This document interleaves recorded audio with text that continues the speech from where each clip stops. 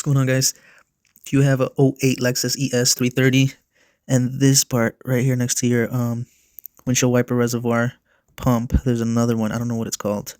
I thought it was an extra pump or a sensor. It's probably a fill sensor. My harness wires corroded and they ripped. So now my pump is not engaging. So I can't find that part anywhere. So I figured out how to take it apart. Just cut your harness off or your connector.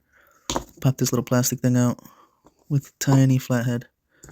Just pop it out, and then when you get in there, you can see a tiny little plastic tab right there. Just lift it up and push the connector out, and it just slides out. I popped these little plastic guards before I figured that out, but everything just pushes right out. So that'll get your windshield wiper fluid reservoir pump going again.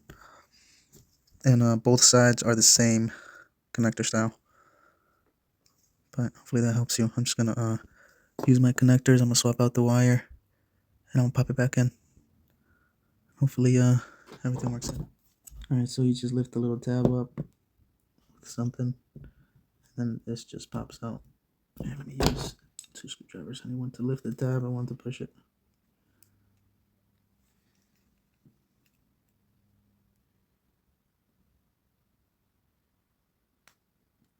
There it goes. See, plastic tab falls in there, but yeah, just remove that wire, open this up, and if you can't, just wrap your new wire around it, clamp it down, slide it through. All right, so I got some spare wire I had. I'm putting my water little guards here, slide those in.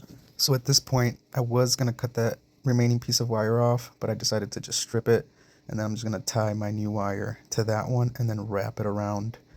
I didn't have any solder or shrink tube, so this is how we're going to do it. It should work perfectly fine. There's no reason why it shouldn't.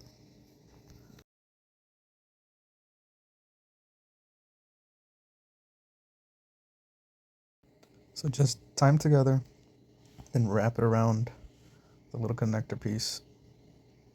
And then just squeeze the 2 little tabs at the end to hold the wire in place. And do that to both, and you should be ready to go. And you can reinstall the new connector. You don't have to buy a new one.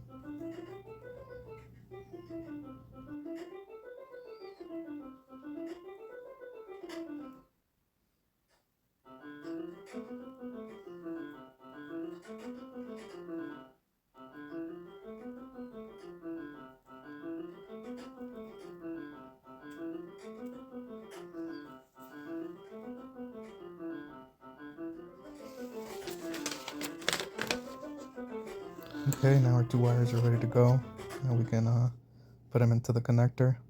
If you forget what color wire is what, just face the connector like I'm showing in the image there, and you'll know which side is what. So even if you put a different color wire like I did, you'll know which one goes to what.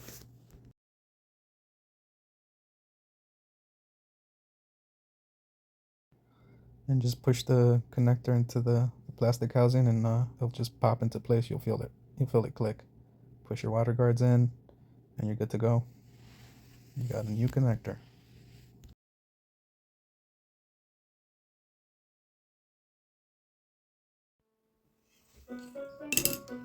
Now we can put our plastic locking guard that keeps the connectors from popping out. Remove that first before you remove the little seal that goes behind it. I removed the seal first and I ended up ripping it. You can pop that plastic locking piece first and then remove that little moisture guard.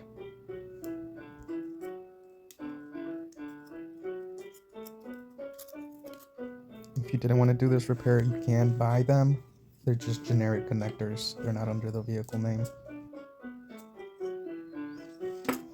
And the connector piece is the same on both pump and sensor. Alright guys, about to hook it up. It's actually black and white, or white with a black stripe and white with a blue stripe, but it ended up turning pink. That's why I thought it was pink, but it's actually white with a blue stripe. Remember, connectors like that. And let's hook it up, plug it up, and see what happens. Alright, that's that. And both connectors are the same on the pump and on this part. I still don't know what it is. I think it's the sensor, the low fluid sensor.